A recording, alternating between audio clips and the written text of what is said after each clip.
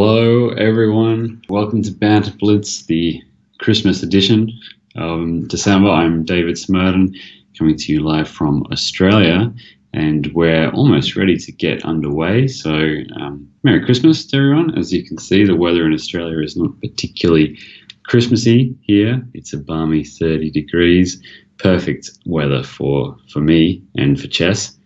So, if you want to play, jump on to well, you got the commands there in the window in channel 3 and also in the symbol channel there. Just match me for a 3-2 unrated blitz game, and that'll automatically put you in the queue to play. There's a few people Game started. already joined, and a few little bits of banter already been thrown out. Typically, Banter Blitz is supposed to be me doing the banter, but I like it coming back and forth.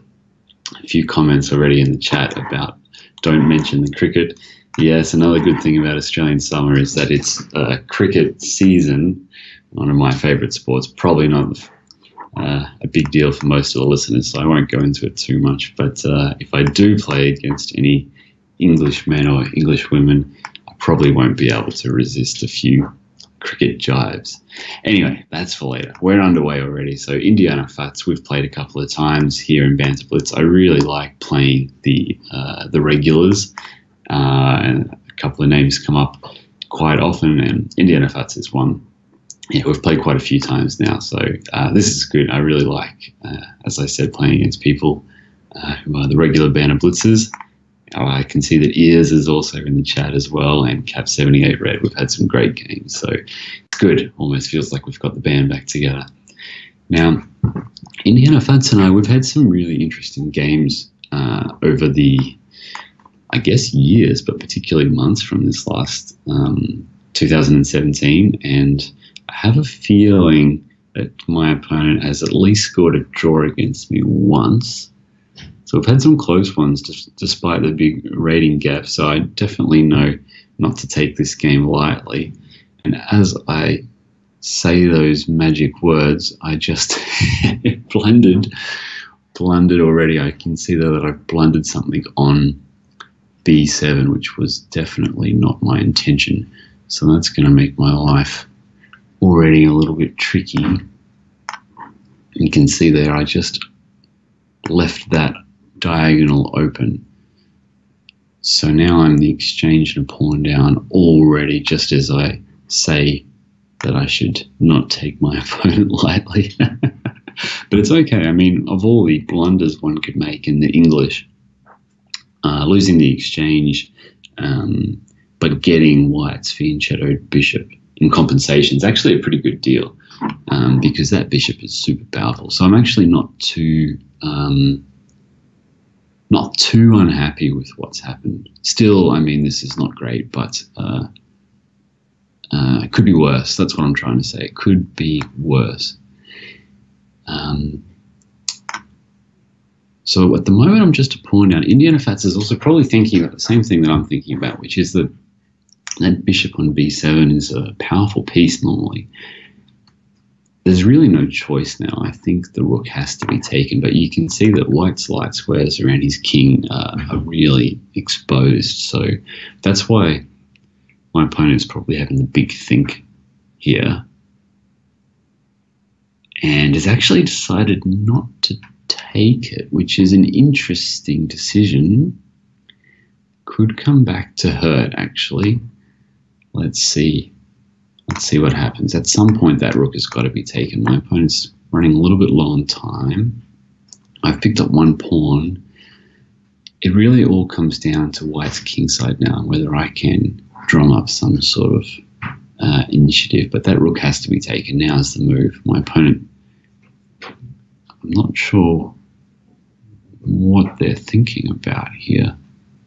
Maybe whether or not to put bishop c6 in first. That's the only thing I can think of. And that hasn't happened. So now Indiana Fats is definitely the exchange up, but has played... no, that's actually... Maybe that's a very smart move my opponent's played there.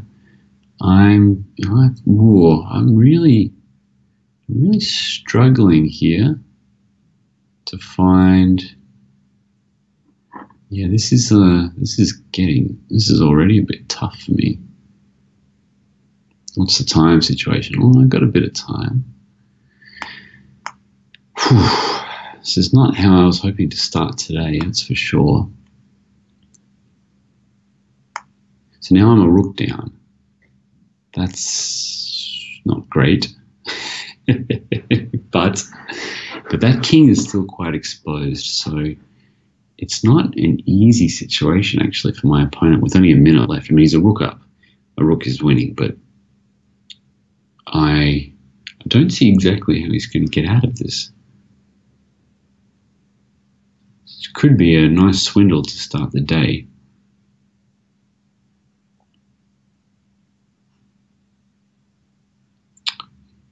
My opponent now down to under 40 seconds. It's really tricky. Here says Rook Schmook. That's the attitude. I really didn't mean for this to happen. Ooh, a bad blunder by my opponent. Bad blunder. Might have been actually quite difficult to save that anyway. And I get that magic ringtone which tells me that my opponent has resigned. The problem with live Banter Blitz is that if this was any other game that I was showing people afterwards, then I would tell them that I sacrificed that rook on purpose. But you guys all know the truth, which is that I just blundered it. But anyway, I got lucky in the end. Really lucky. So thanks very much for the game, Indiana Futz. Now, J. Russell 2 is another regular. We've played quite a few times. Usually the flag that comes up when I play against J. Russell is from the US, but today he's got the Israeli flag, so I guess that means that he's on holiday. So happy Hanukkah. I'm going to try and, oops, what have I done? I accidentally clicked out of where I was supposed to be. I'm going to try and play what's known as the Torre attack, which was made famous by, by Torre, one of the great players from early last century, I believe. I'm not very good on my chess history. And you can see that the pawn structure is very symmetric between white and black here, but the difference is that I've got my queen's bishop outside of the pawn chain, and that makes a big difference. You can see here. I like the chat that's going on at the moment. A lot of credit being given to me for my sacrifice, which we all know now is a blunder. Question: which Torre was I talking about? It was mentioned then. Whichever is the older Torre. I don't know which one was the older Torre. I think it was. I can't remember the first name actually of Torre for Torre. It's actually someone will remember. It's just escaped me for the moment.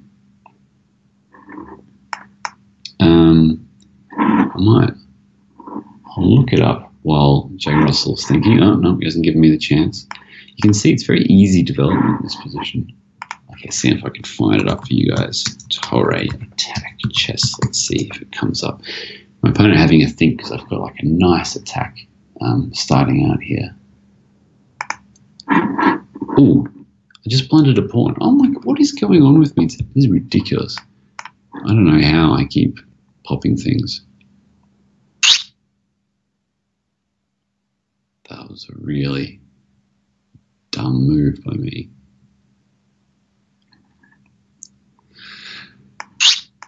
Today is not my day. I think it was Carlos Torre, but I'll just quickly look it up. Maybe I've got something about the history. Yeah, yes, Carlos Torre Repeto. Didn't know that there was this Repeto name. From Mexico. Born 1904. He had some great games. I think he even might have beaten Lasker. I'm not quite sure. I'll have to check that up. But he's had some big wins in his time. But I need to start focusing on my game because I've got a really awful position. I dropped a pawn for just nothing. I mean, it's not as bad as a rook from the last game, but seriously, this is not my... It's not... This is not what the doctor ordered, let's put it that way. Okay, so Indiana Futz is gonna... No, sorry, what am I talking about? I can't even remember who my opponent is. Jeez. Okay, so J. Russell there threatening B2. I'm not drunk, I promise. I don't know what's happened to my brain today. It's kind of mushy. I'm a pawn down, but I've got this F file. It's not really clear to me how I can make use of it, but my plan is going to be somehow to try and use the F. The only reason I have an F file is because I dropped a pawn.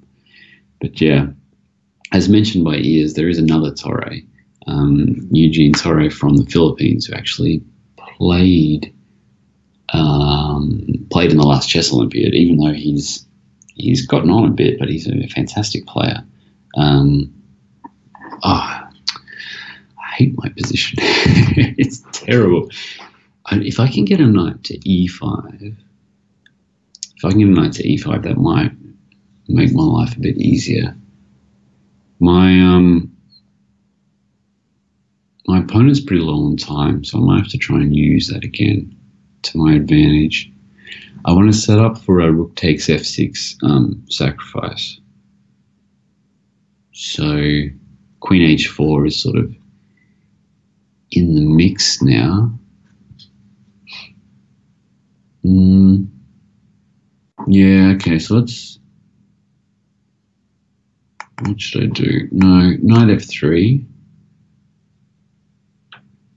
And I'll put that knight into E5. Cap78 Red says he got booted somehow from the list. I think that was somewhat unlikely that we did that on purpose. We'll get you back in there, don't worry. Okay, so now my opponent's really doing a good job in this game, but I've managed to keep the D file blocked. That's quite important, I think. And if I can get the knight to E5, there might be some attacking chances, especially because my opponent now is seriously low on time, down to 16 seconds. He's playing very well, J. Russell. Really impressive game, but it is going to be hard to hold on, I feel. Everything is now set up for rook takes F6. And here it is. There's the move. I've been waiting for that move now for quite some time. It's been played and should be a checkmate now. Got a bit of time. Can't quite see the checkmate actually.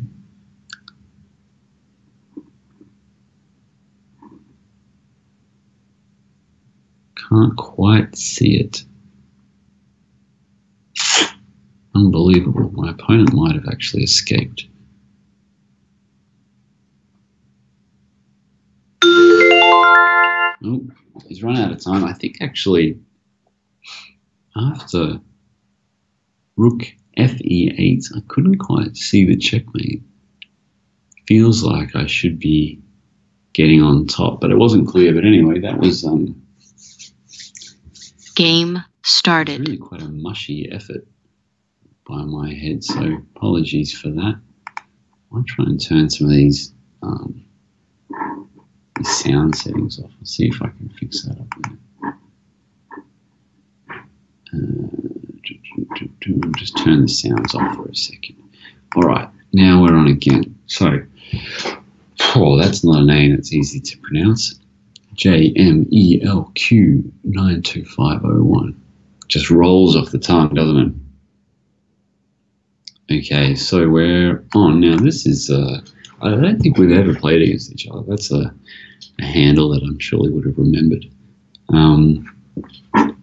But okay, so my opponent now with the slightly worrying rating of 863. So this is a big opportunity actually.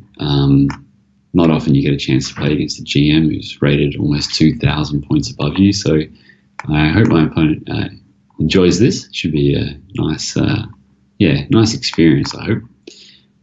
I don't mean to sound too patronizing. We'll see how things go, but that is a rather large rating gap. You can see here I've actually given up the 2 bishops quite early. Now, traditionally in chess, the 2 bishops are meant to be an advantage, but here it's a little bit of a different story because that bishop on f3 is really sitting out of the game. And you can see now after I've played e5, it's really blocked in. On the other hand, I've got pretty easy development, almost a lead on development, good squares for my pieces. I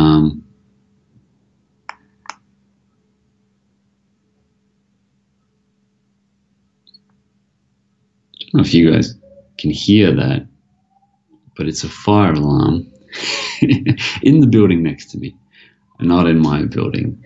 But that would have been quite awkward indeed. But I think that's not my building, so we're going to just ignore that for the moment.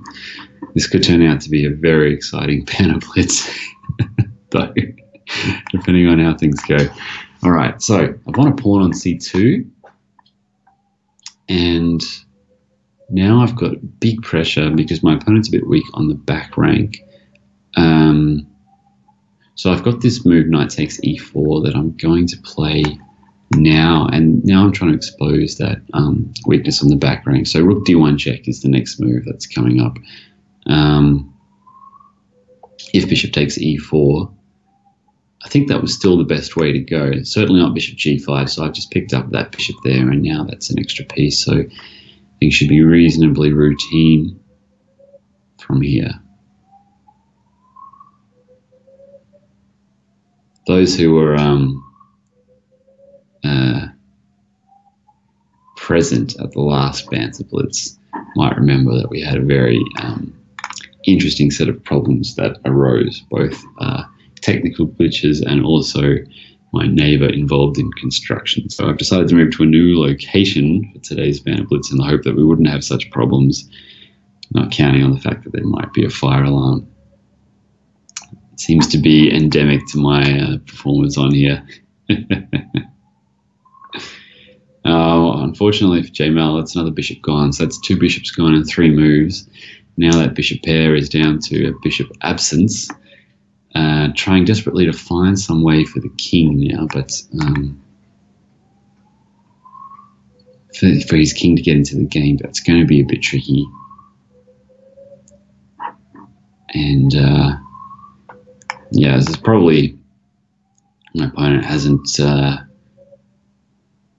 had too much experience playing against strong opponents before, I would imagine. So a few pieces dropping off here.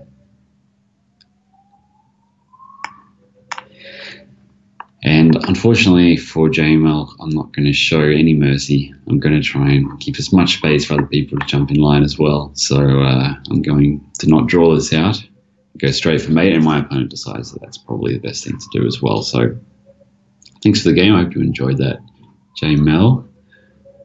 We so far I've managed to keep a 100% score, but not with the most convincing of chess. But that one was okay. All right, the Canadian Ears. Well, Ears and I have had some great games. Ears writes in the chat, sounds like we're in a submarine, so I guess you can hear what I can hear then. But with a name like Ears, I imagine you'd have no problems hearing what's going on anyway. All right, so we've got a weird type of position now, which we've actually transposed into the Austrian attack, which is a form of the modern or Pirc defense. Very playable for black. In fact, Ears has gone for some sort of setup that actually has been given different names. It's been called the rat, also been called the hippopotamus. I don't know why we've got those two different animals, but the idea of just being to try and hold the fort down with g6, e6, d6, and then sometimes a6 to either play b5 or b6, but also to fiend shadow the queen's bishop. Often that knight on g8 goes to e7, so you've got pawns on e6 and d6, then you've got knights on e7 and d7, and then often so you can see now Ears has actually played knight e7, and then what often happens is, yeah, the bishops go to g7 and b7, and actually black's position is not bad. So you've basically given up space because white will be controlling as far as his 4th rank, and black won't go further than his 3rd rank at the moment. But it's very flexible with the pawns, which means that you're actually perfectly placed to meet and advance by white onto his 5th rank. So often the key for white against this sort of setup is not to push too early, and just try to keep getting the pieces out, hold the position down. That's what I'm trying to do here. And now I'm starting to launch a bit. So it's probably time now to already play an aggressive move, and I've gone for f5 because I want my bishop on c1 to come into the attack with one move. So I wanted to go straight into h6 or g5. It was also possible to prepare it with moves like bishop e3, bring the rook on a1 to e1. But I think here it's possible that black has castled a little bit early. I might have held off if I was ears there, because now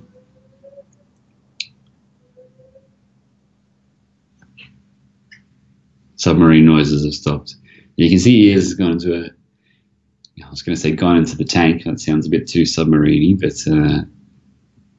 yeah, bishop h6 is coming now. Interesting. Interesting. I think that move, knight c8, has good intentions. Swapping off the queens is going to try and diffuse white's attack a bit.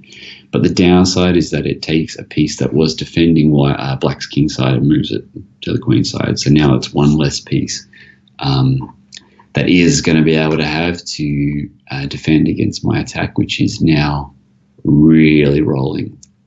It's pawn on e6, so I'm going to take that back.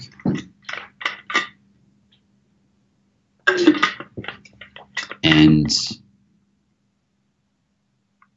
I have a feeling black's lost now, actually, because taking on e6 seems forced, but after bishop takes, king probably has to go to h8, and then I'll play bishop takes d7, and that's a key defender of the f6 bishop, and I think that's winning a piece. So Ears and I, we've had some good games. I have to say this one has been tough. This has been tough for Ears. I think I can't see any way out, actually. Ears now down to 15 seconds. Has taken on g5, but now I'm threatening checkmate in 1 on h7, so that forces the move h5 probably. Knight f6, pow, rook takes f6. That's called eliminating the defender. That's the defender of h7, and a sneaky little checkmate. So Ears had a tough one today. Can't remember if Ears is Canadian or not, actually. But he's had a tough game. Thanks for the game, Ears. Appreciate it.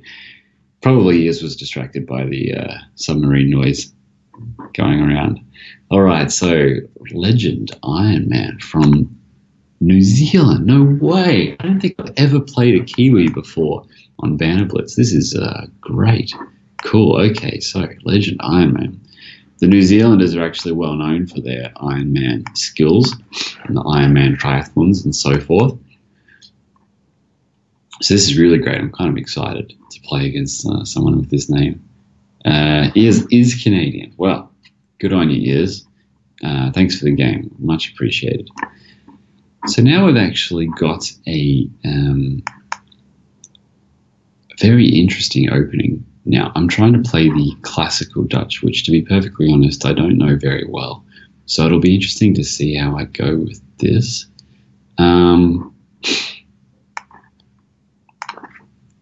Yeah, it's not really my sort of opening.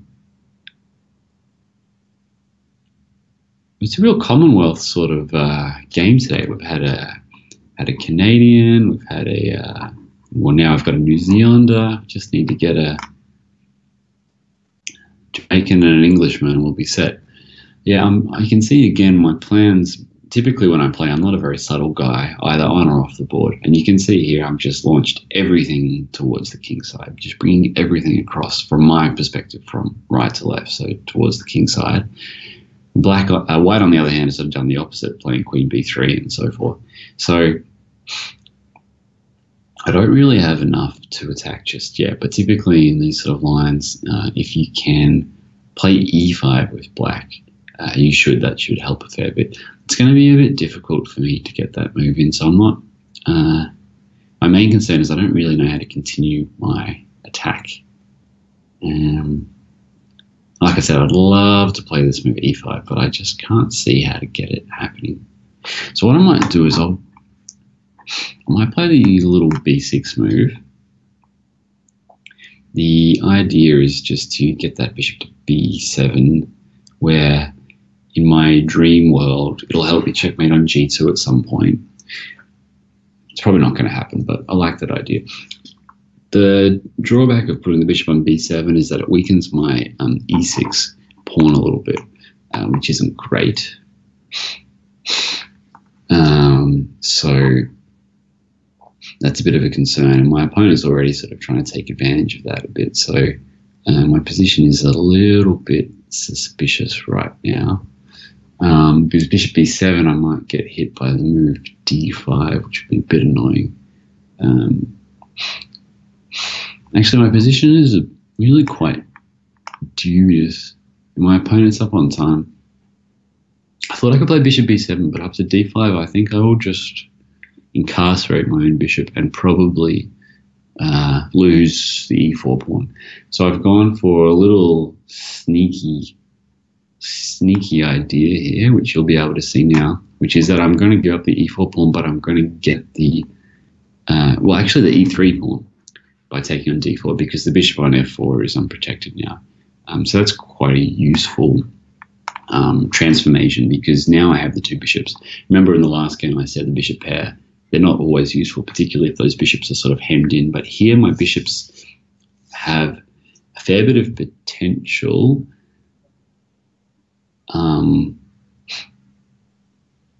Sorry, just a bit distracted here.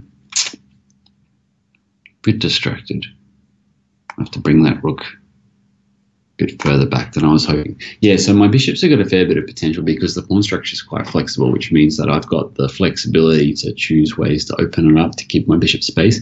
And basically, it's going to be very hard for my opponent to hem in both bishops. He might be able to choose a pawn formation that blunts one, but the counter side of that is it's probably going to leave a lot of flexibility for the other side of things. So see what happens. So I'm going to take that diagonal. Again, you know, I said before that in a dream world I'm going to checkmate on g2. I do have that queen and bishop now lined up, but still a long way away from checkmate. So I can't see that happening in the near future. What I can do, though, is you can see now, this is the power of the two bishops. They're really shooting lasers through the position, and White's knights are really quite, they're quite blunted. So I actually can, I've got a couple of interesting ideas here. I might actually play this move h5. It looks like it loses the pawn, but it doesn't, because the queen on e2 is actually she's a bit overcommitted at the moment. She's defending the knight on d2 as well, so she can't do any work on the h5 pawn. And now h4 is calming, and after h4 comes, then g2 is starting to look a little bit more tender than it was a moment ago. That's a good move by my opponent, actually, 94. Yeah, I really like that one. Actually, that's a great move. What are we going to do? Didn't expect that. I might have to give up one of my glorious bishops unless I can find a sneaky move here. Takes. Oh, that's a really nice move. I have to play this. It's a bit ugly, the move I had to play there, but we'll see how we go. I think actually now taking on h5 is probably my opponent's best move. With the queen. Must be with the queen. See what happens. It's probably the only move, actually.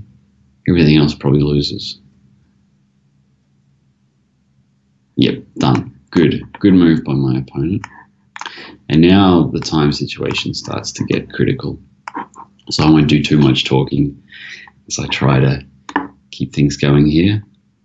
Yeah, knight g3, that's a good move by my opponent again. I could take that guy off actually, but I'll play d5 first. My bishop's a little bit better than his knight at the moment, so I'm happy to play something like this. Now the d4 pawn is unprotected. And there's this rook f1 idea, so my opponent sort of has to be a little bit careful now.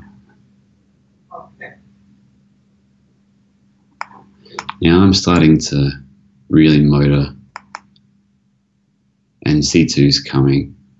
So my opponent's going to be, yeah, I think he's running out of hope now.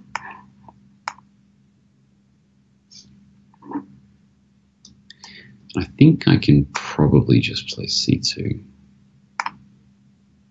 And that should be it now. Yeah, good game actually. That was a good one. Really, my opponent played much, much better than the rating prescribed to the Iron Man. That was a nice game. Really, very good. Oh, I haven't played an e4 yet. I better get back to that. Oh, look, this Commonwealth theme is kicking on. So look, Paganini or Paganini, perhaps, but it sounds like an Italian name, but my opponent's actually from Canada. So another one for the Commonwealth here. And I'm going to go for a weird sort of Catalan type setup, which to be honest is not my it's not my favorite way to play, but it's quite simple. And even though I've won all the games today, I haven't really felt like I've been very convincing. So I'm going to try and play a little bit of a simple-ish sort of setup here. Just take a slight advantage of space in the center. Probably going to be a big swap now on e4, and then my opponent will probably play knight d7, yeah, which has happened here. You can see I'm just a tiny bit more comfortable in terms of space, but it's nothing major. It's just enough to help me feel like I've got a little bit of something, nothing major. My opponent's played f6. I don't know about that move. It's sort of, I put the bishop on g5, where it was actually hitting nothing, kind of hitting air in a way. But I did that for a specific reason, which is I wanted to provoke a weakness. And I didn't think that I'd get it, but I'm happy to see f6 on the board because now e6 is a little bit tender. It doesn't look like much at first, particularly to your average club player. It really doesn't look like anything, but it is actually a reasonably substantial weakening to play this move f6. You can never take that back. And now you can see my opponent's given me the e6 target, which I'm going to try and make use of. So this is a substantial achievement by white from a positional point of view. You know, I'm not really much of a positional player too much, but consider this my brief attempt at conveying some positional knowledge here. And that bishop on c8 now is a bit out of the game. So Sandro, of course, a very cultured man and a great Italian, has pointed out to me that in my ignorance I didn't realize that Niccolò Paganini, or is it Niccolo? I can never remember my pronunciation, was a great Italian violinist, which I didn't know. So thank you for that, Sandro. Oh, my opponent played a bad move there. He, let's call that he's played the wrong note with bishop e7, because after bishop f4, those dark squares are really exposed, and I'm going to pick up that rook for free on b8, which I'll do now. So picking up the exchange, and if I may be so bold, this is all. Oh, I've got a nice queen sacrifice here that I'll do. Thanks to the pin on the e5. If I can be so bold like this, all these problems, they really came about from this move f6 actually, which just caused my opponent a little bit of consternation. In the end, led to him playing, having to play f5, which gave me e5 square, which gave me the dark squares, which allowed bishop f4, blah, blah, blah. But all these things came about really from that first mistake, f6. Yeah. So the great violinist is probably going to call it quits, and has done so here, being a rook down in the endgame. But thanks a lot for the game. I really appreciated that. One, it's not often I get the chance to actually talk too much about positional chess. That was a rare occasion. That was quite fun. All right, I'm playing against once in a lifetime, and seeing as it may be once in a lifetime for my opponent, I'm going to play an opening that I very, very rarely play. I'm not at all a fan of playing the Italian, no offense to Sandro or to the great violinist Niccolò Paganini.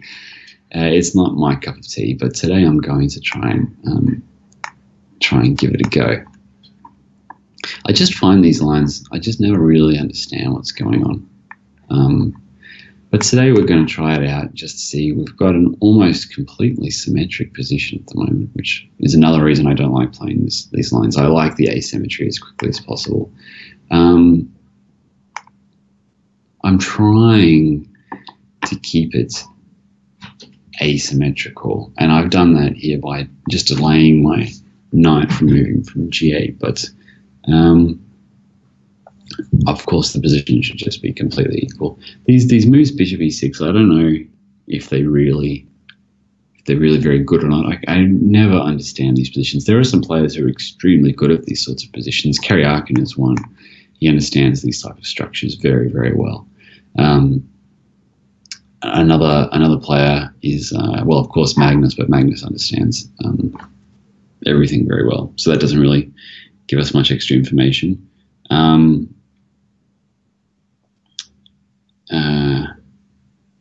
Sorry, just excuse me a moment while I work out what I'm doing here. Maybe I'll put that knight on d4. The other guy who understands these positions quite well is Wesley So. I find that he typically knows what's going on here as well.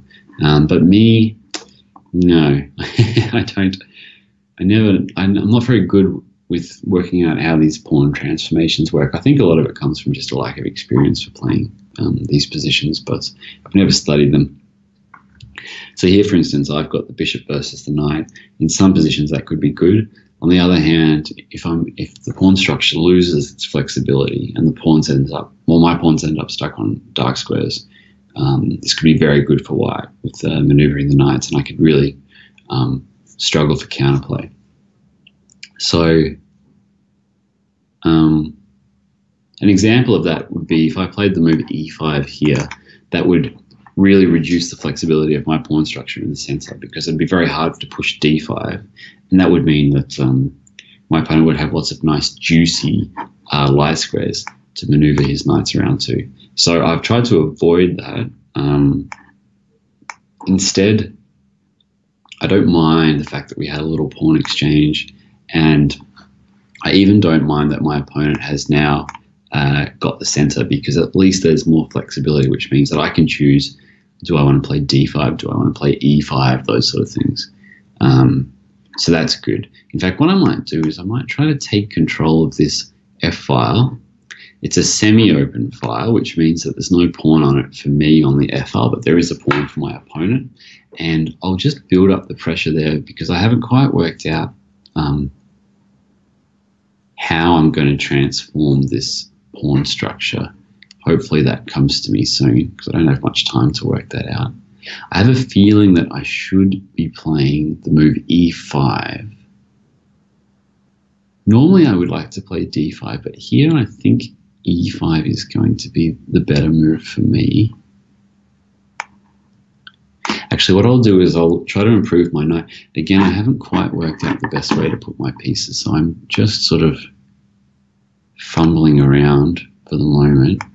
I've won a pawn. I'm not quite sure why my opponent chose to give me that pawn. Seems like a very odd decision. Perhaps my opponent just miscalculated, because now I've won a pawn.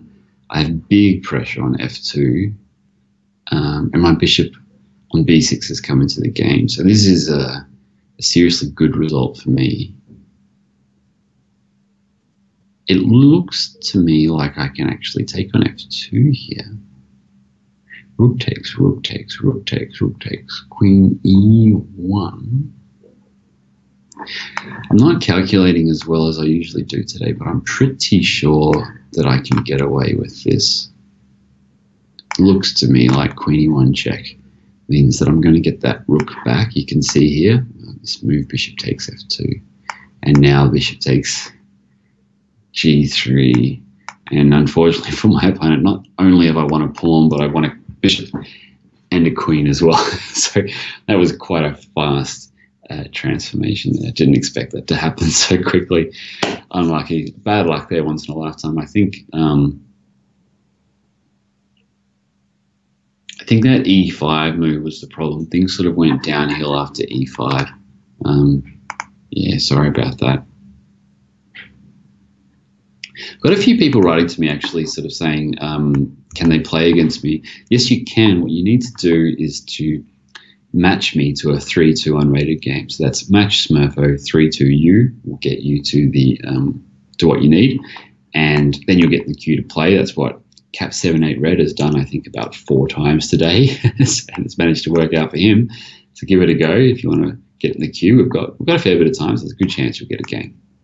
Now, Cap 7-8 Red from Great Britain, just to keep this Commonwealth theme going. It's really nice. I'm actually coming to you today from Brisbane, which is the 3rd largest city in Australia on the east coast, and we'll actually be hosting the Commonwealth Games next April.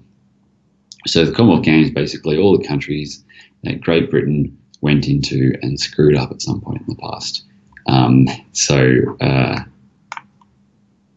It's obviously bit of a joke, but yeah, we'll see a lot of the countries that were former colonies. I think India participates.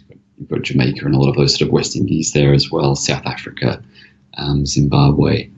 Again, I'm going to go for this f5 push. You can really see it's kind of like a theme of my games that I try to get this f5 push. And again, there's no subtlety. I just bring all the pieces over basically. To one side of the board. This pin should be quite annoying for my opponent, so I'm going to take that opportunity now, because if h6, which was played, then I think 95 might be particularly damaging here, sorry. Excuse me, just trying to sort out something in the queue. Yeah, so this could be a tough situation for my opponent, because it feels to me that there should be a win. I can't. Yes, okay, so here we go. So it's bishop takes f6, and if bishop takes f6, I take on g6, and taking back on g6 shouldn't work, although my opponent's just done it, so maybe I've miscalculated, but I thought that I was winning now, but actually perhaps I'm not winning, at least not as obviously as I thought.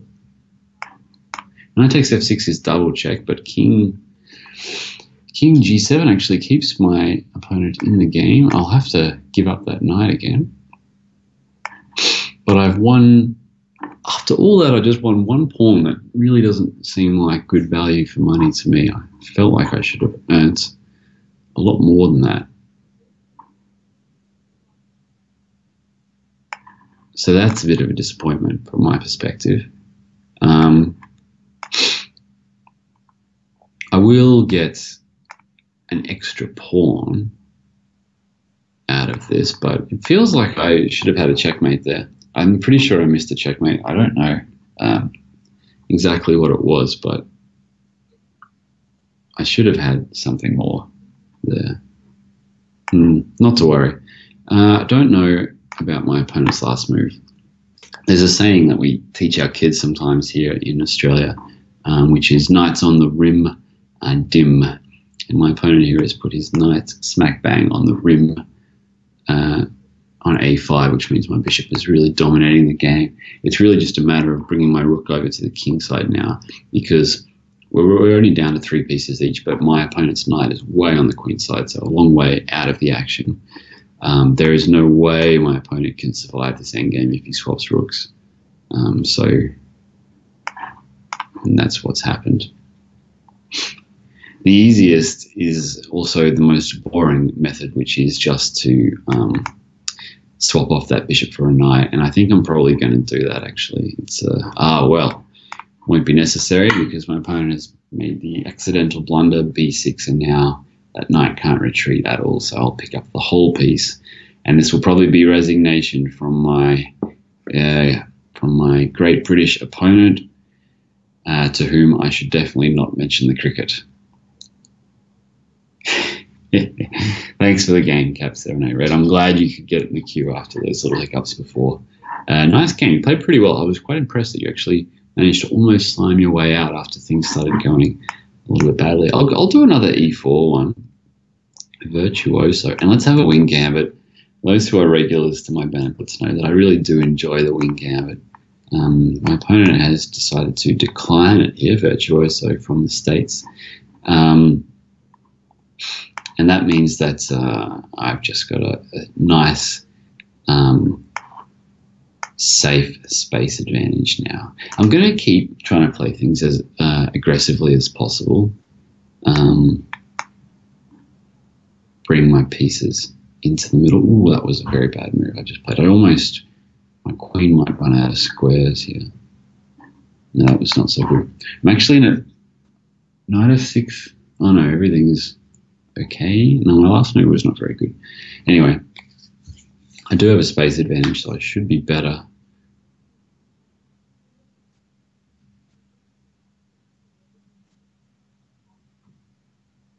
Yeah, e5, that's the move I was afraid of. The problem is now, after knight f6, then knight h5 threatens to trap my queen.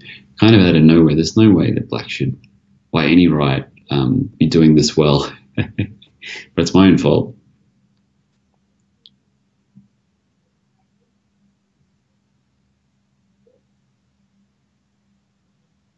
After knight f6,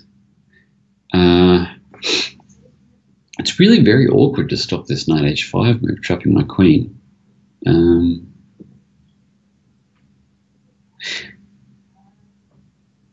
Luckily for my sanity, my opponent has decided instead to play f6.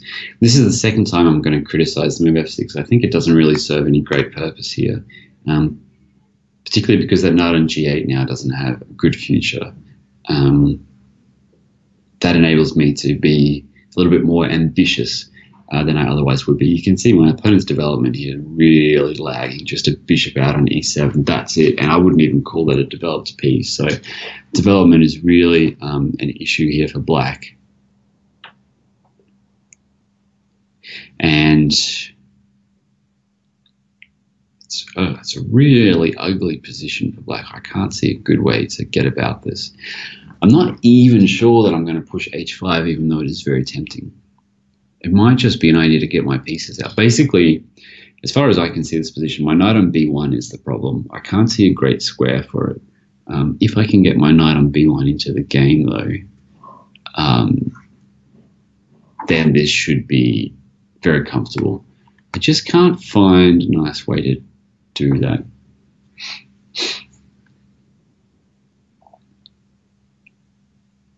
So I want to fill you in on what I'm thinking about at the moment, trying to find a square.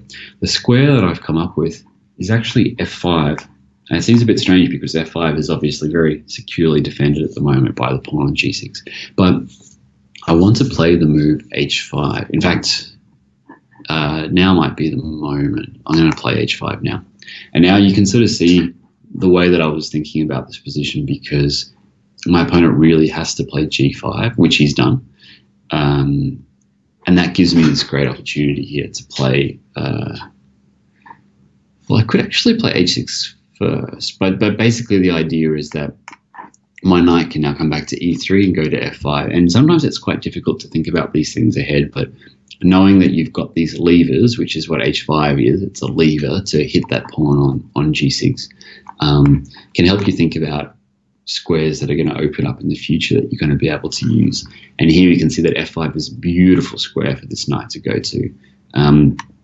Now my opponent's actually doing everything right, trying to keep control of that, but ultimately you can see he's sort of forced to tie himself a little bit in knots to do so.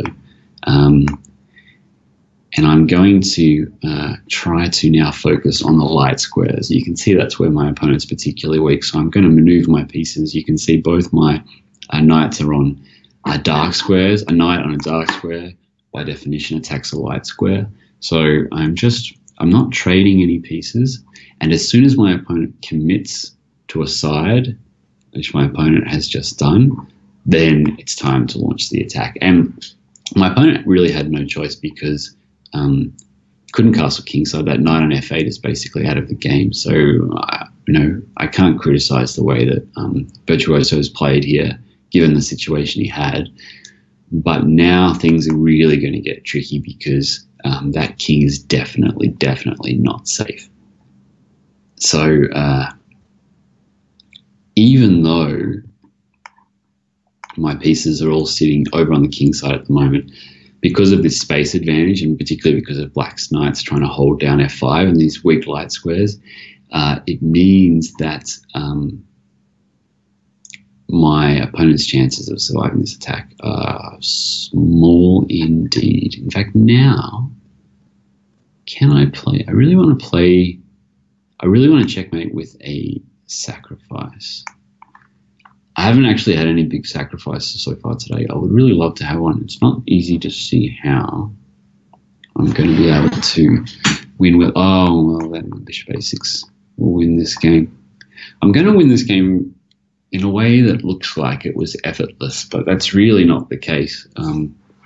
I tried to give you a bit of an idea of my thinking. Usually I'm not really very instructive when I do Banter Blitz. I'm usually just more about the banner, but today for some reason we've fallen into a situation where I'm giving a few more tips, if you can call them that, than I normally would. So it was really just about identifying the potential weak squares and then making them weak and keeping your opponent restricted if you've got a space advantage. Okay, so to Knight Hopper, who struggled to get into the queue but has found a way in the end, which I'm very happy to see. Speaking of space advantage, I am playing the French defense, and my opponent's playing one of the many variations against the French where the move at e4, e5 is played. This is the Steinitz, actually. And as is completely clear from the get-go, White has a big advantage in space. Not a big advantage, but a sizable advantage in space. What that means is that traditionally, exchanges do favor black, so it helps to unconstrict the black position. But what black really has to be careful about is not ending up in a bad endgame from swapping too many pieces. So there are pieces that black does want to swap, and there are pieces that black doesn't necessarily want to swap. So basically, black doesn't want a situation when he's swapped off this dark squared bishop and the two knights. That's not great, because being stuck with that bishop on c8, the French bishop, that's not an ideal situation. So I'm happy to swap off one or two of those three minor pieces that I mentioned, the two knights and the black squared bishop, if it helps to free up a bit of space, but I don't want to go too far. Basically, I need to keep some control over d4. That's important. Okay, so I think I can play queen b6 here because my opponent would like to play the move b4, but I'm not sure it's very good. And I think, can I castle here? Or can I play knight e4? Maybe I can play knight e4. It's not a very common move in these positions, but here, yeah, I'll play knight e4 because I was just talking a second ago about keeping control over d4, and you can see that I've done that, which means that if my opponent plays knight takes knight, pawn takes knight, then he can't play knight d4 or queen d4, and that's really important in the French, that you keep some sort of control with black over this d4 square. So it puts my opponent, Knight Hopper, in a slightly awkward position because, well, for one, I can play e3, but even more importantly, I can play this big queen check. and that's going to pick up the f4 pawn. My opponent will get the e4 pawn, but then I will get the e5 pawn. So I've won a pawn, basically, and it's a nice pawn as well.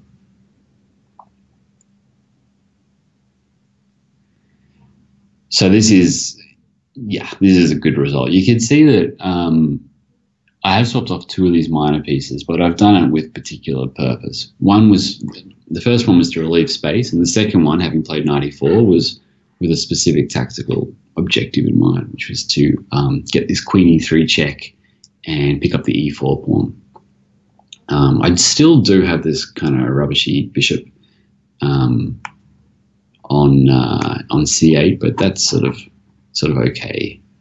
My opponent's kind of trying to be a little bit tricky here.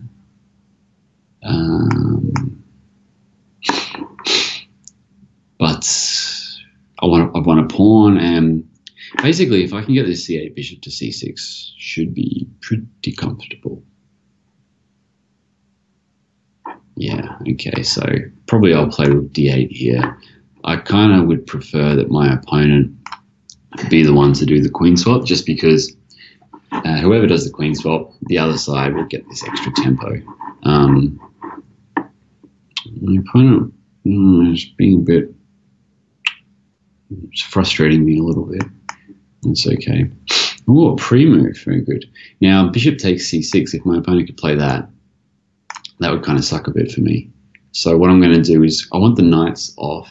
I don't want to lose I don't want the exchange of my knight for knight hopper's bishop, because then my bishop on c8 really would start to feel the heat of it. Ooh, that is a super risky move, reminiscent of the famous Fischer-Spassky match from Reykjavik in Iceland. That seems way too risky to me. I guess we'll find out. Maybe it's okay, but I would not have played that move at all. We'll see what happens, but I can understand why my opponent wanted to make the exchange, get that pawn back, but it's hard to believe that that bishop is going to survive now. Yeah, no way. No way. Maybe way. I don't know. It's my opponent. Maybe he's actually done this pretty well. I thought for sure that I was winning this.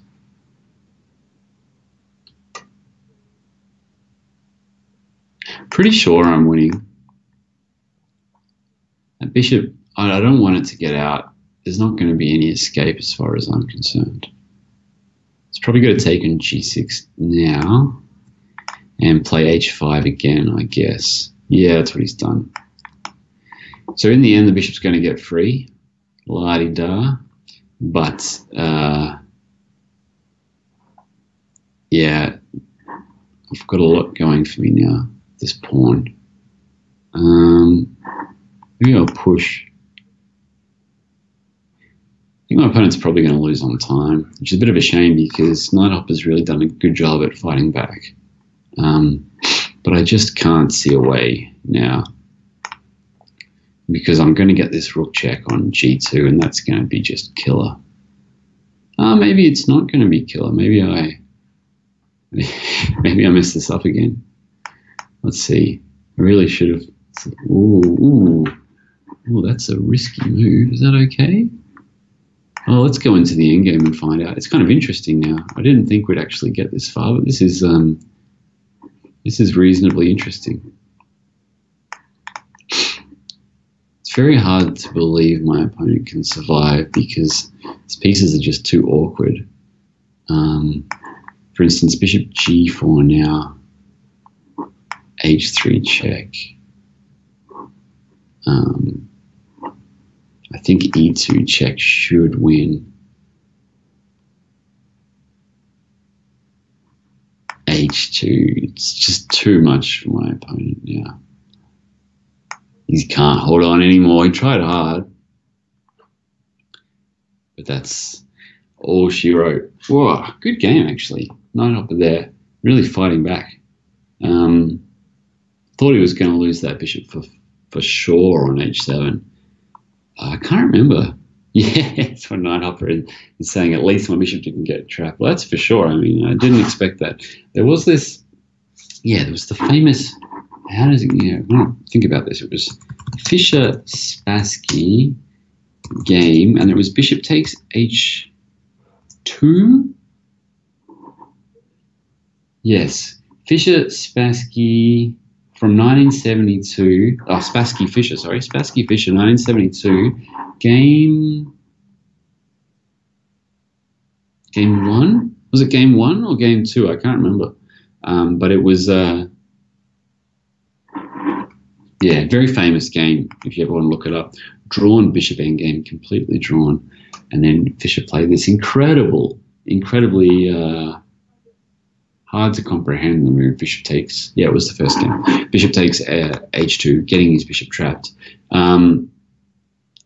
Interestingly enough, even though it was heavily criticized and put Fischer at an extreme disadvantage, particularly when he forfeited the next game, but then famously went on to win the match, most incredible world championship match of all time. But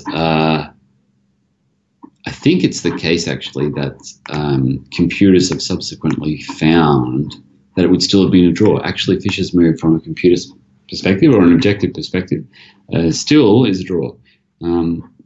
Quite an interesting saga, and shows how computers have developed our understanding of even chess history now. Okay, sorry, back to the chess. I'm playing against 11 from Canada, another Canadian. Great, good to play against. Was my third Canadian today. Amazing. Actually, my opponent might have lost a little bit of time from the start, so I might just give him an extra 20 seconds there.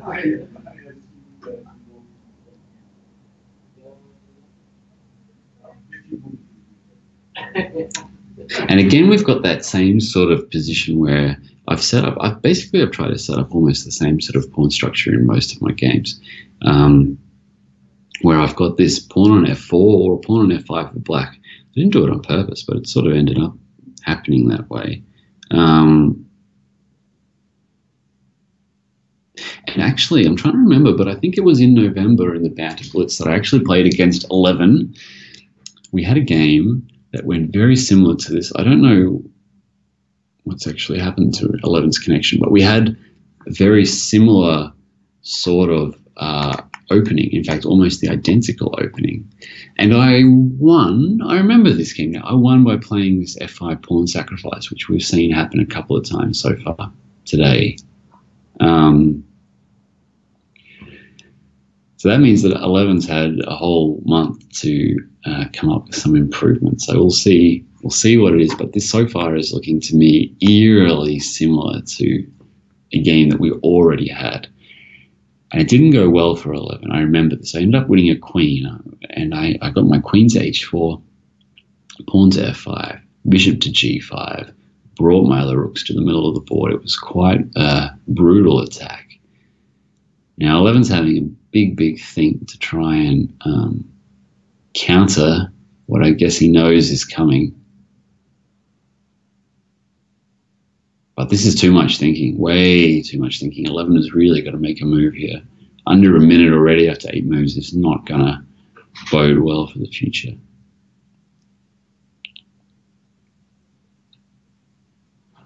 Dear, oh dear, oh dear.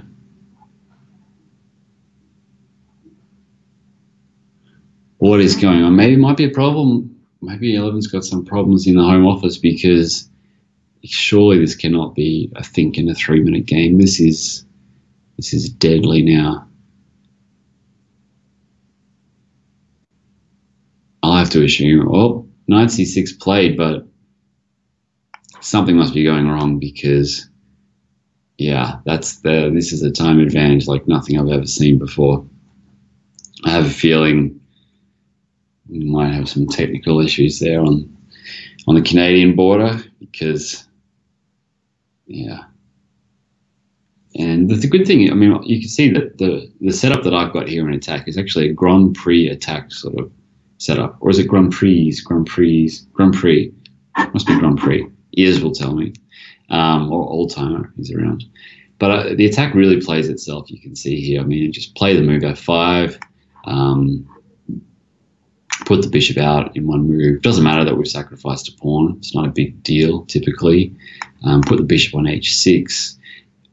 Having provoked F6, I've already mentioned it a few times today, but that's a weakness that typically I like to see because it means that I can play moves like this one I'm about to play, take on F5, and that other diagonal's been opened up for the bishop on C4. And my opponent's about to run out of time now. Yeah, really problem there with a bit of time management. Could have been for some other reason, but actually my opponent's position was still perfectly playable after the move knight e5, but things are just getting a bit tough. I was probably going to follow up by actually bringing my queen back to h4 or h3, but swapping queens would have been the technically best way to play that position. All right, clownfish. All right, guys. 2,500 clownfish. No clowning around from my side of things now. You take this super serious. Yep, 11 said that there were indeed some problems happening from his side of the computer, and I think we can appreciate that because unfortunately we didn't get to have the sort of game that we normally have here on Banter Blitz. So I hope that problem's sorted out for next time, but thanks for the game, Ian. Sorry about that. We'll have to see your big improvement on my Grand Prix attack some other times. Season's greetings to you to 11. Okay, so clownfish 2,500, and we see here we've got exactly the same sort of opening that we had just before when I got a very nice win of a pawn very early on here after my opponent played d takes c5. But here clownfish has played the better move, which is queen d2, and we are into mainline Steiner's theory. And I'm very happy that we had this opening just a couple of games ago because it means that I can focus on this game and not feel like I have to explain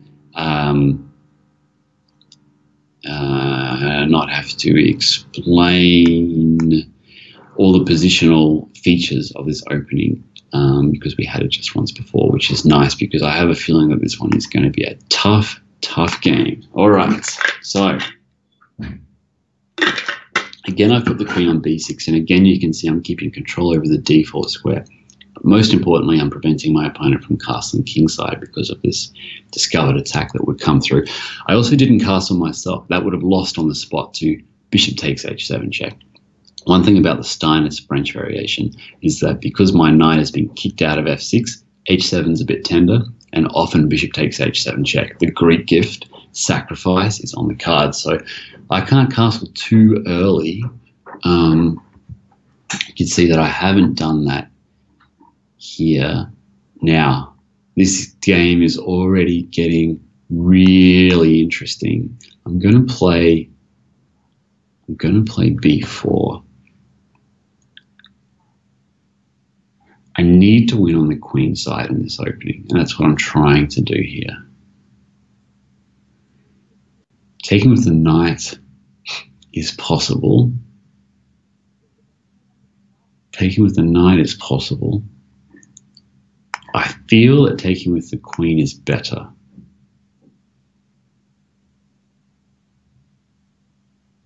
I'm threatening b2, but I'm also threatening f4, and f4 is the big one here. So the thing is, if I take on f4, oh, it's a bit risky. It's really risky. I'm going to do it.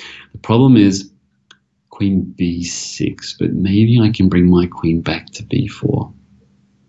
I've won a pawn, just like in the last game. I won a pawn in this French, which is nice. But the thing is, I've had to give up a bit of control over the dark squares, and that concerns me because even being a pawn up, these endgames with the bishop on b7, the French bishop, they can be very tricky to win. Oh, that is a great move by my opponent. I completely missed that move. That could be a bit of a killer, actually. Oh, Rook, I missed that one. I missed that one. That's going to make my life tricky. I'm going to have to give back my pawn for sure and just hope that I can escape this because This is looking tough for me now. I don't like my position at all.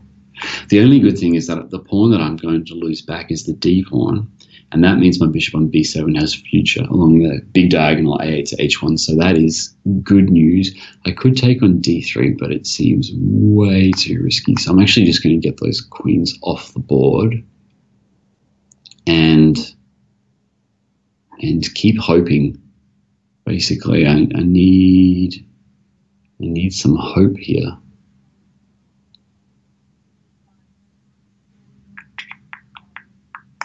Need some hope. It was a bit tough, this position.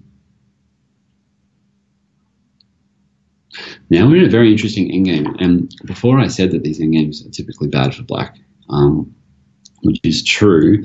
If white had a pawn on f4 and I had a pawn on d5, which is what we had in the initial pawn structure, white would be pretty much winning. But here it's a little bit of a different story, and one of the reasons for that is that my bishop is actually a serious piece. You can see sitting on d5, that pawn on d3 is a bit weak. And I've got some options to try to bring my rooks to bear on my opponent. So this is a great construction. First a fire alarm and now construction. Now, king e3 is the best move. That's the move I didn't want to see. Sorry about the noise, guys. It wasn't my intention, I promise you that. Yeah, this is a bit tricky. I think I can play just king e7. My opponent was threatening to play knight g5 and pick up my f7 pawn, so I need to keep that. I need to keep that under control. I will now swap off a set of rooks, and my opponent's probably going to want to play knight d4. I think I'd better play the move f6. Knight d4 still looks like a decent move for my opponent, and he's done just that.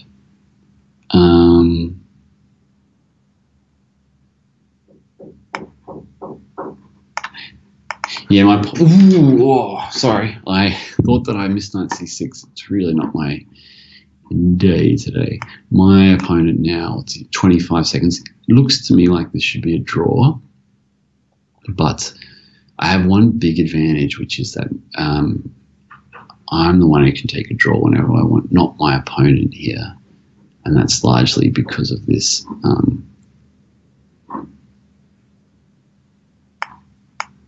this bishop.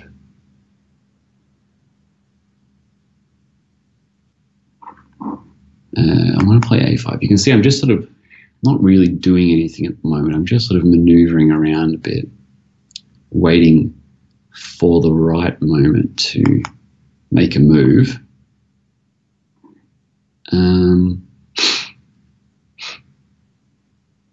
Again, my opponent making it a bit tricky for me. But I've got e5, and that's kind of a big deal. It's an interesting sacrifice that I could try here, but I don't think I will do it just yet. I might come back, do a little switcheroo back now to the b file. Rook b3 check looks like a strong move if I get the chance. Huh. Didn't expect that move. It's getting a little bit tricky for my opponent now.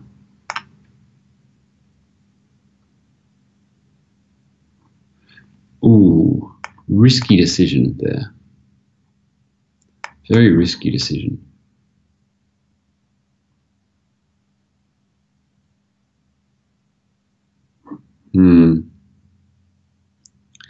Feels like I'm closing in on the win, but it's not clear how to just get through.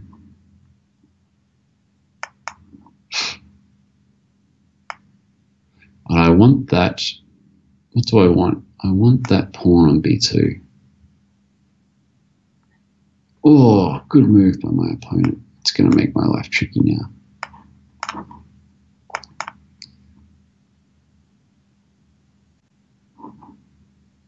Must be really close to winning this.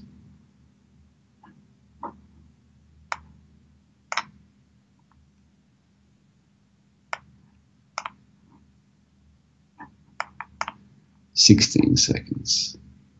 Here we go. Got it.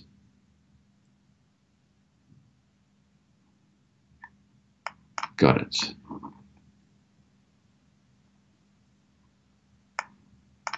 Whoops, played the wrong move, but that's all right.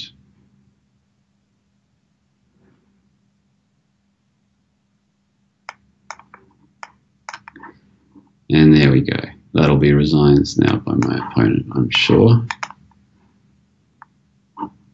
Yeah. Wow, close one. That was a close game. That was a good one. Thanks for the game, Clownfish. That was great. That was actually, yeah, that was sort of the French defense that Black wants to get. Picking up a pawn, playing the endgame, solving the problem of the French bishop on c8. So nice that I got to show that example, but my goodness, this has been a seriously tough day of Banter Blitz. I cannot believe that I've managed to stick at 100%. I shouldn't speak too soon. I'll probably just jinx myself. So we've got Peb 2216. Peb 216.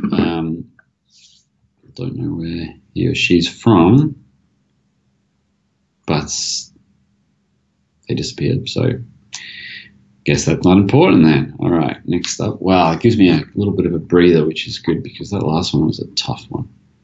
Whew. All right, next up. What's an opening I haven't played? I haven't played a Sicilian yet. Let's try that one, see how we go. So it's W.M. Anthony from the States.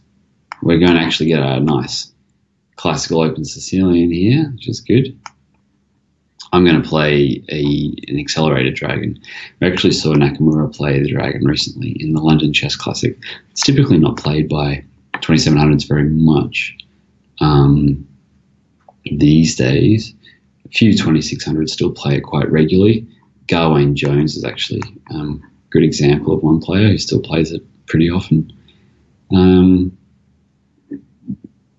a big fan of this opening for Black because I don't mind the Maroczy type positions that you often get, these Maroczy bind things that are meant to be an issue, but I don't find them a big issue. So now we've got the standard sort of accelerated dragon position. I've delayed the move d6, that's why it's accelerated. My opponent's played an interesting new form of the Yugoslav dragon, which has become popular recently, whereby white, instead of playing f3, plays bishop e2, gives slightly less protection over the e4 square, which is one drawback, but it has its own advantages as well. One of these advantages is that, well, you have a bit of extra development, which is good, and you can often play g4 and h4 in one go, a bit more control over h5. So there are good things to be said about White's setup. On the other hand,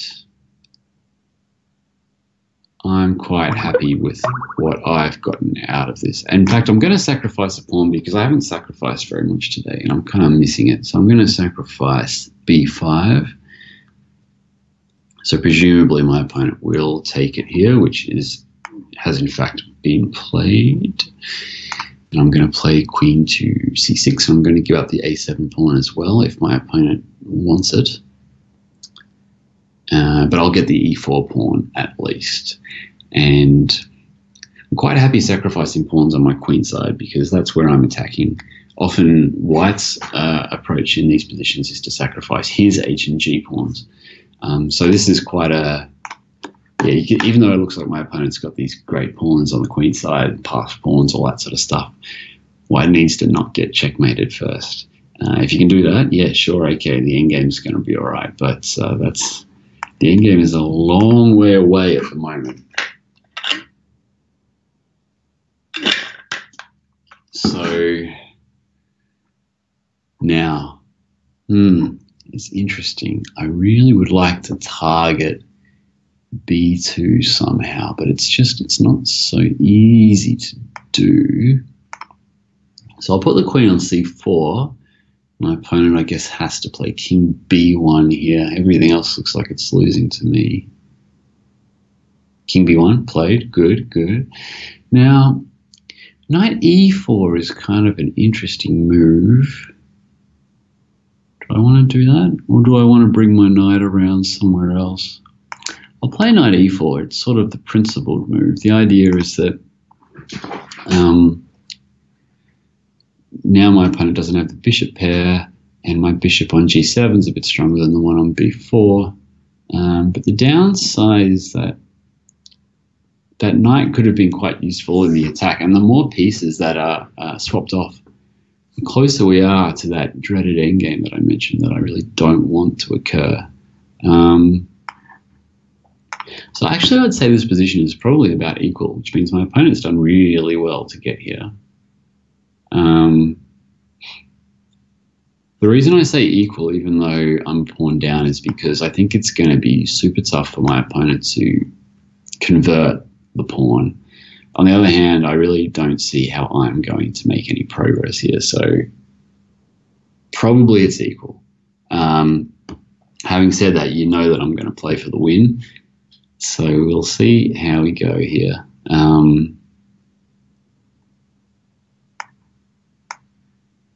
And to play for the win, I'm going to be a bit cheap, and I'm going to try to make use of my opponent's weakened time situation. It's definitely an advantage I've got at the moment. The other thing is my opponent's a bit weak on the light squares. You can see he's played c3, a3, bishop b4. So the light squares are a bit sensitive. It's not obvious how I'm going to make use of them yet, but hopefully I can find some way here. I don't know how yet, but that will be that's my new objective. It's an interesting move, actually, that last one there by my opponent. A tiny bit risky, but maybe not too bad, actually. Yeah, it looks quite okay. Yeah, no, it's quite okay. I thought my opponent had fallen into some trap, but it looks like everything's totally all right. In fact, I'm actually going to retreat a little bit because my opponent wants trades with rook e4, and I don't want trades. I want to keep the pieces on. More pieces means the more thinking my opponent has to do. The more thinking, the more time he's going to spend, and that's going to help me out. At some point, my opponent might have to think about pushing some pawns on the king side, but that's also going to be useful for me. It's a time thing now. Yeah, there we go. There are the first moves on the king side. I expected that they would come. There's another one. There's another one. And what I'm going to do is I'm just going to try and annoy my opponent, like literally annoy my opponent by just moving my queen to pieces where he has to think. He's always going to have to spend a few seconds thinking about how to deal with these things. And that's you can use this in classical chess. You can use the same sort of technique, but it's a really tough thing to have to deal with in particularly this sort of time control. Yeah. He's played queen f1. Seems like a sensible move. And again, just being annoying. That bishop on b4 can't move. It's hard to move the rest of his pieces. Now he's finally made the mistake. It was really just a matter of, oh no, actually, maybe he hasn't made a mistake here. I thought rook takes, after rook takes d5, he can play rook gf4. He's resigned, but he didn't need to resign there, actually. Well, he's lost on time, but he could play rook takes g4. And after d5, rook gf4. And he should be able to get out of that pin, actually. But, yeah, just annoying my opponent there, really. Okay. Edelgado. Great. Good. From, I think, hopefully, is it Cuba? Cool. I don't think I've ever played someone from Cuba before on Banter, so this is great. So thanks a lot for the previous game. That was an interesting one there. We got the interesting accelerated dragon. So I've decided we've got another French, but this time I'm actually on the white side of things. So you'll see how I handle things when I've got the space advantage now. I've played what's called the two knights French. Very similar position to the Steinitz French, but the one big difference is that white's pawn white's f pawn is on f2, not on f4. That makes a big difference. The biggest difference is that white should actually concede the center immediately by playing d takes c5, because white doesn't have that extra support on the e5 pawn, which he would have with a pawn on f4, which means he's going to have to defend the e5 pawn with pieces instead. And you'll see that I'm going to play bishop to f4 in the future to hold e5 that way. Often black's going to play f6 to demolish the center, and white will take it. And that'll mean that black will be left with d and e pawns, and white won't have any pawns on the d file or on the e file. So technically black will have the two center pawns, but on the other hand, white will have the ability to control them, particularly the e5 square. That's the key.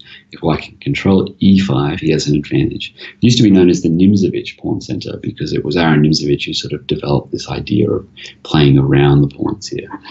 On the other hand, we're going to see another theme which is much less positional in nature. We're going to see a purely tactical theme, which I actually mentioned in one of the previous Frenches that we had when I was black. And that's the idea that because white's played e5, which means that black's knight's been kicked away from f6, the h7 pawn is really tender. So often in these French lines where e5 is played, particularly the Steinitz French, there's a real need for black to be careful about winning castles, just because of this bishop takes h7 check. And we've seen this happen just a second ago. So 8 castles by my opponent was a blunder. Bishop takes h7 check is the Greek gift sacrifice, and if my opponent took back, then I would play knight g5, followed by queen h5 if allowed, or if my opponent brought his king forward to g6, then typically some move like queen d3 check, or even queen g4 should be winning. At least that's the way that the theory goes. So my opponent's lost a pawn, but it's not just that he's lost a pawn. He's lost a pawn that was covering his king. And that means that I've got these ideas of knight g5 coming in, queen to h5, and basically this is already a lost position for my opponent. So unfortunately for my Cuban friend, because I was very happy to play against Cuban, I have to say, there really is no way back now. So I'm just going to castle if my opponent plays knight takes e5, and I think there's a reasonable chance that he will. Then I'll take with my knight, which opens the way for my queen. Next move, queen h5 check. So that's happened. Knight takes e5, knight takes e5, knight takes e5, queen h5 check, and queen h7 mate. So short game, but hopefully a little bit instructive. You know, for those who are watching me for the first time in Banter Blitz, I urge you to take a look at some of my previous ones on YouTube, because I'm very, very rarely the teacher in these things. Usually people get more pleasure from watching me screw up my positions. But today, for some reason, it's become a bit more of an educational type of segment. All right, Parallax from the States. What's an opening? I can't remember. Oh, I haven't played my Scandinavian.